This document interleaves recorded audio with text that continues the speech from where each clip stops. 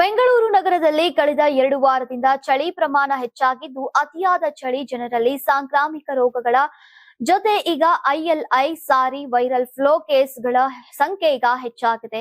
ಇನ್ನು ಅತಿಯಾದ ಚಳಿಯಿಂದ ರಾಜ್ಯದಲ್ಲಿ ಕಳೆದೊಂದು ವಾರದಿಂದ ನಿರಂತರ ಕೆಮ್ಮು, ನೆಗಡಿ, ಜ್ವರ ಹಾಗೂ ಸಾರಿ ಐಎಲ್ಐ ಕೇಸ್ಗಳು ಹೆಚ್ಚಾಗಿವೆ. ಕಳೆದ ಒಂದು ವಾರದಲ್ಲಿ ಜನರಲ್ಲಿ 135 ಸಾರಿ, 35 ಐಎಲ್ಐ ಹಾಗೂ 3327 ಅಕ್ಯೂಟ್ ಡಯಾರಿಯಲ್ ಡಿಸೀಸ್ಗಳು ಕಂಡುಬಂದಿದ್ದು, ಈಗ ಆರೋಗ್ಯ ಇಲಾಖೆ ನಿಗಾ ವಹಿಸಿದೆ. ನಗರವಾಸಿಗಳಲ್ಲಿ ಜ್ವರ, ಕೆಮ್ಮು, ನೆಗಡಿ, ಹಸಿವು ಆಗಿರುವುದು ಮತ್ತು ಮೈಕೈ ನೋವು, ಶೀತ, ಒಣ ಕೆಮ್ಮಿನಂತಹ ಲಕ್ಷಣಗಳು ಕಂಡು ಬರ್ತಾ ಇವೆ.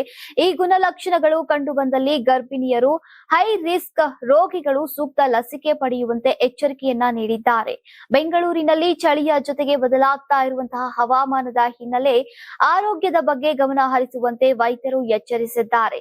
ಚಳಿಗಾಲ ಮುಗಿಯುವವರೆಗೂ ಹೊರಗಡೆಯ ಆಹಾರ, ಎಣ್ಣೆಯುಕ್ತ ತಿಂಡಿ ಹಾಗೂ ಅತಿಯಾದ ಸಿಹಿ ತಿನಿಸು ತಿನ್ನದೆ ಈಗ ಮನೆಯ ಊಟವನ್ನೇ ಹೆಚ್ಚಾಗಿ ಸೇವಿಸುವಂತೆ ಸಲಹೆಯನ್ನ ನೀಡಿದ್ದಾರೆ. ಕಳೆದ ವರ್ಷ 1,79,028 ಅಕ್ಯೂಟ್ ಡಯಾರಿಯಲ್ ಡಿಸೀಸ್ ಕೇಸ್ಗಳು ಕಂಡುಬಂದಿದ್ವು. ಆದರೆ ಈ ವರ್ಷ ಕೇವಲ ಕಳೆದ 5 ದಿನದಲ್ಲಿ 3,327 ಕೇಸ್ಗಳು ಕಂಡುಬಂದಿವೆ.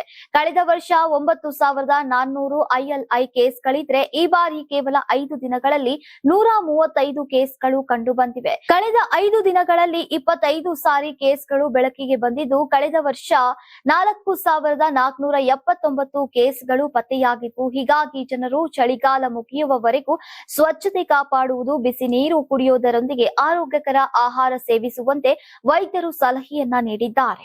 ನೀವು ಸಣ್ಣ ಆಗ್ಬೇಕಲ್ವಾ? ಅದು ಒಂದು ಉತ್ತಮ ಆಹಾರದಿಂದ ಸಣ್ಣ ಆಗ್ಬೇಕಲ್ವಾ? ಪ್ರತಿದಿನ ನಮ್ಮ ಜೀನಿ ಸ್ಲಿಮ್ ನ ಯೂಸ್ ಮಾಡಿ ಯಾವುದೇ ಸೈಡ್ ಎಫೆಕ್ಟ್ ಇಲ್ದಂಗೆ ನೀವು ಸಣ್ಣ ಆಗ್ತೀರಾ.